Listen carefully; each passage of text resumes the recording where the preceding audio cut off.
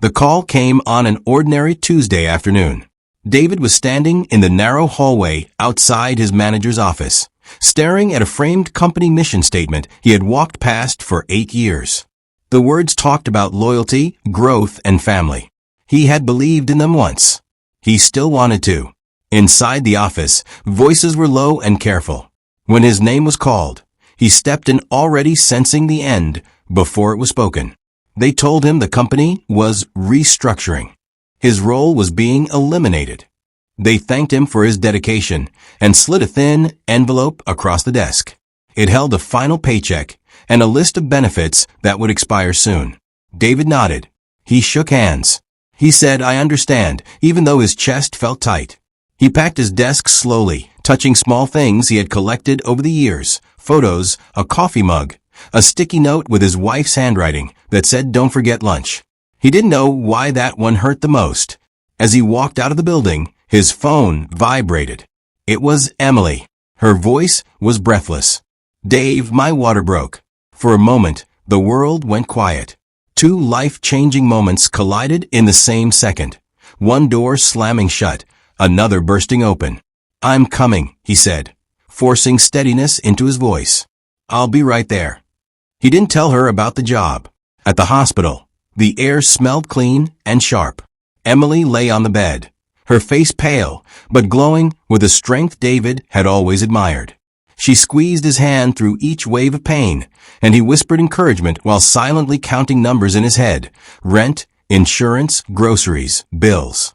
When their son cried for the first time, David felt something inside him break and heal at once.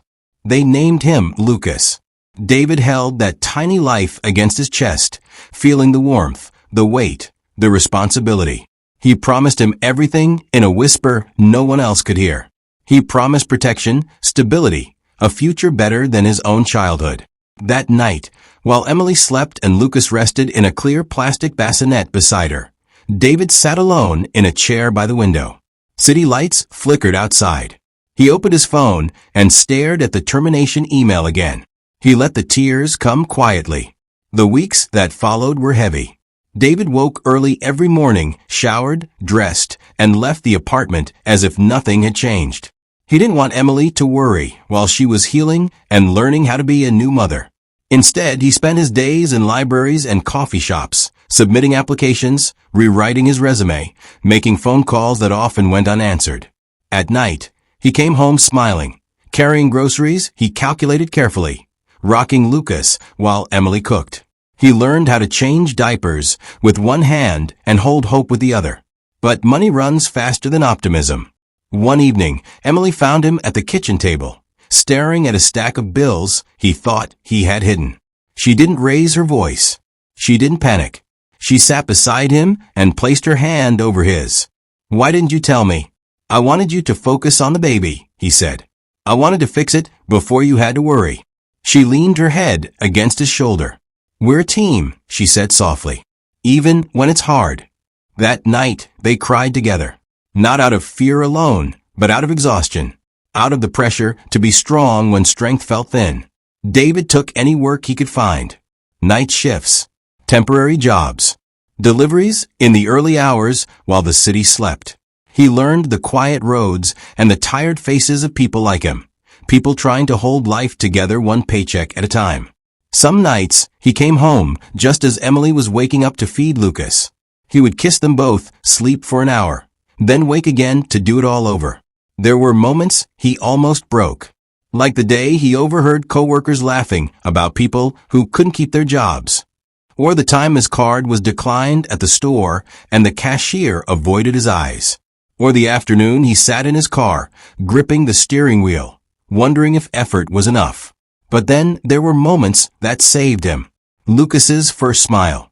Emily leaving notes in his lunch bag again. A stranger tipping extra and saying, "You're doing great, man," without knowing why it mattered. Months passed. One morning, David received a call he almost ignored. He answered anyway. It was a company he had interviewed with weeks earlier. They had chosen someone else at first, but the position had reopened.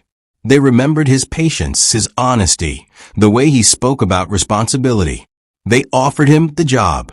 David pulled over to the side of the road and rested his forehead against the steering wheel. He didn't shout. He didn't celebrate loudly. He breathed. That evening, he came home early for the first time in months. He lifted Lucas into the air, laughing, and told Emily everything. They ordered takeout they hadn't budgeted for and ate on the floor, surrounded by the quiet proof that storms do pass. Years later, David would sometimes think about that day, the firing, the phone call, the hospital room filled with fear and love. He realized life hadn't been cruel. It had been honest. It taught him that strength doesn't always look like winning. Sometimes it looks like showing up tired. Sometimes it looks like holding joy and fear in the same hands. Sometimes it looks like staying, even when leaving would be easier. And every time Lucas ran into his arms, David knew one thing for certain. The day that almost broke him became the day that made him who he was. If this story touched you, please subscribe for more inspiring videos. Don't forget to subscribe for more emotional and motivational stories. Hit the subscribe button so you never miss the next story.